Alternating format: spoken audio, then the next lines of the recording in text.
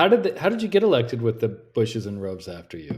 So obviously they have, the Bush name is 100% known and they have unlimited resources. But I think people started figuring out that what the Bushes said wasn't actually what they believed.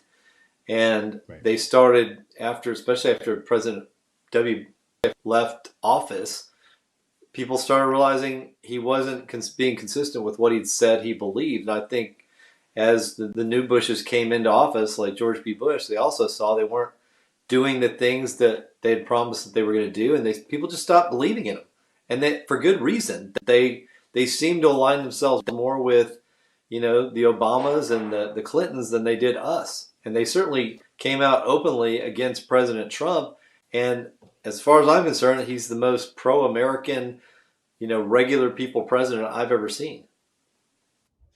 Mm-hmm. Well, yeah, that's definitely true. He likes the working people of America. He doesn't feel that they are just dirt beneath his feet that he can crush or use or move around. He actually respects the working class people of this country of all colors. And boy, do they hate that, don't they? Oh yeah, I mean they're very elitist. They're very controlling. They think they know more than the rest of us. That the average person is not smart, and that they can better manage our lives than we can. That's why they like big government, because they think that they're smarter than us and they'll make better decisions about our health care and about our jobs and about everything else. And the truth is, we're all incentivized to make the best decisions we can for ourselves. And I'd much rather trust my fellow citizens than the government to make any decisions for me or for them. Now, just saying that and knowing that you are, you're an America First MAGA type, aren't you? I'm absolutely. I became a believer very quickly as I watched him operate as president. And I was like, wow, this guy is like, no matter how they characterize him, he's for real. He's actually doing things that help Texas, that help me and my job, help my fellow Texans, help Americans. Like, I was stunned at what we were getting, because so many times we're disappointed the other way. I was disappointed in how the Bushes operated because they promised one thing and did the opposite, and got us into all kinds of trouble and wars and higher costs for things that we shouldn't have been spending money on. And And Trump, sending our kids away to useless wars to die or come back injured to live underneath bridges. I couldn't agree with you more, Roseanne. And my daughter went to Afghanistan twice. My son-in-law was in Iraq 3 times. And I was frustrated. I was like, why are they over there? Why are they risking their lives? Why are they risking their bodies when we're, for what? I didn't see a purpose. All I saw was my kids risking their lives. And look, I'm happy that they're patriots and they cared about this country and Yeah. they were willing to sacrifice, but not for a cause that doesn't mean anything and it's not helpful to America. Right. You know what I was shocked at? I was thinking the other day, uh, I was thinking about all these people my age or a little older at the time that were going to Vietnam, and they told us they were going there to stop the spread of communism. That Vietnam was a domino thing. If Vietnam fell, then everybody would fall, and so everyone went to stop communism. My friends in high school died over there to stop communism, and how would they feel, or are they turning over in their graves when they see the communist takeover of our own country here? They must be turning around in their graves. No, I agree. And my father, he was an Air Force pilot. He went over there several times and risked his life, did some very dangerous missions. And the truth was, he knew that they weren't really trying to win the war. It was just a game, and it wasn't a real war. It wasn't a war that we could have won. If they let them do their job, if they let the military just finish it off, we could have won. And that we weren't trying to win that war. It was a political game that the politicians were playing, and the sacrifice was American lives. Yeah, that's right. Oh, that is the only game that, I don't even know if they're Americans anymore. It's like whoever pays the money gets the lobbying power to our Congress, and they'll make the laws that they're, people who are their lobbyists paying them. In other words, they're pimps. Whoever pimps the most money to them, they'll write that law. So I don't even know if they are American anymore. I mean, are they? They're more like global. Wherever their interests are, wherever they are using the most slave labor to produce the highest profits. That's where our Congress is invested, and they also get notification of insider trading of when to invest in certain coming uh, possible traumatic events, and they put their money on that too. There's nothing more evil than these people, that they would continue to try to start a war that the entire planet can't win, and they keep on pushing it. They keep on pushing it. They don't care about one child on this planet, not at all. It's just disgusting to me. It's ungodly. No, I think you're right. And you look at President Biden, his family's been benefiting from foreign interests for how long? For years and years and years since he was vice president. And it all gets funneled to the family and nothing happens. And then instead they go after President Trump for having documents in his garage or in his house or in his office. And Biden had the same documents in his garage, and that's not a problem. So it's definitely a double standard. And you're right, Congress. So many of them seem to do really well trading ahead of what we would know. They do extremely well. They're very profitable. And I Especially have in real problems vaccines. Oh boy, did they do well with the vaccine thing. And defense contracts. Yeah, Mhm. yeah.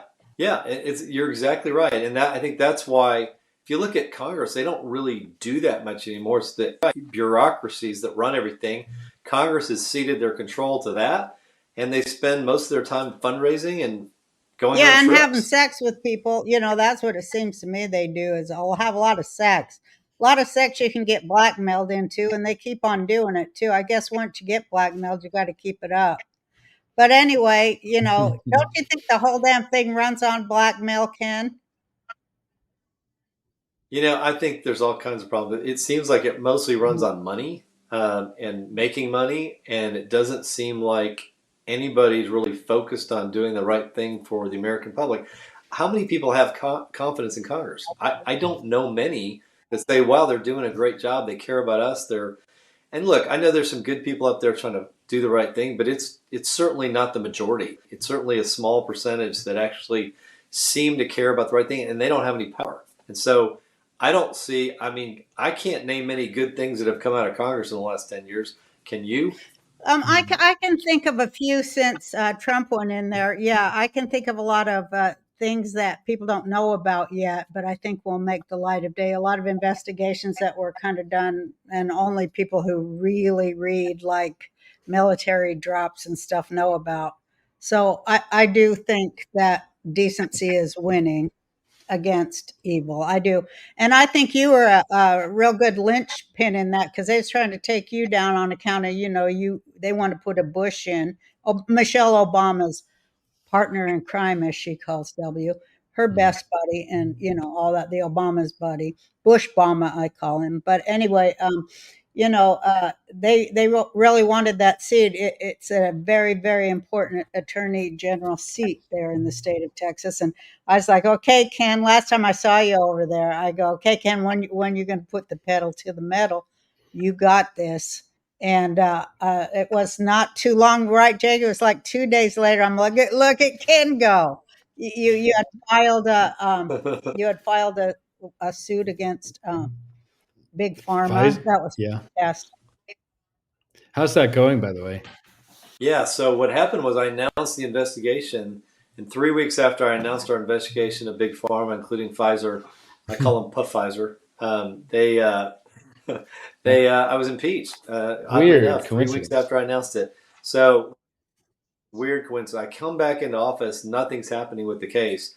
I insist that we get it going, and within I think about a month, we filed a lawsuit against Pfizer because they lied to us about the effects of their vaccine, and the fact that it wasn't 95% effective. It's more like 1% effective, and that it doesn't really stop the transmission, and it doesn't really protect you, and it may have side effects. And then they covered it up, and we've got evidence of that as well. So, a lot of bad things happen to the American people, both with the pharma companies, but then big government comes in from the federal level to the state level to the local level and starts threatening people with their jobs if they don't take an untested vaccine, which we now know was never tested. Well, that's just how the U.S. military's done a lot of stuff for a long, long time. Like, it seems like rich guys use the military as their kind of personal, you know, arm of defense when they want to get something business wise going.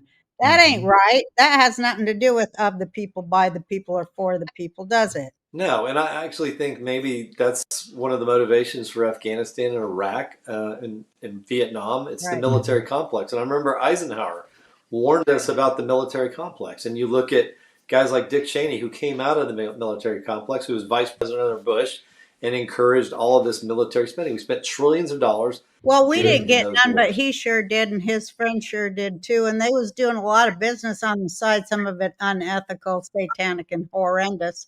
They was making money on that too. Since they was there, since the roads were there, they might as well clean up a little bit. Um, I was and still am shocked at that guy's gall to say Trump was not good for America after how many billions of dollars he took away from the public, of public's money he privately pocketed. And that guy Mhm. said Trump ain't no good. That really floored me. Oh, you see.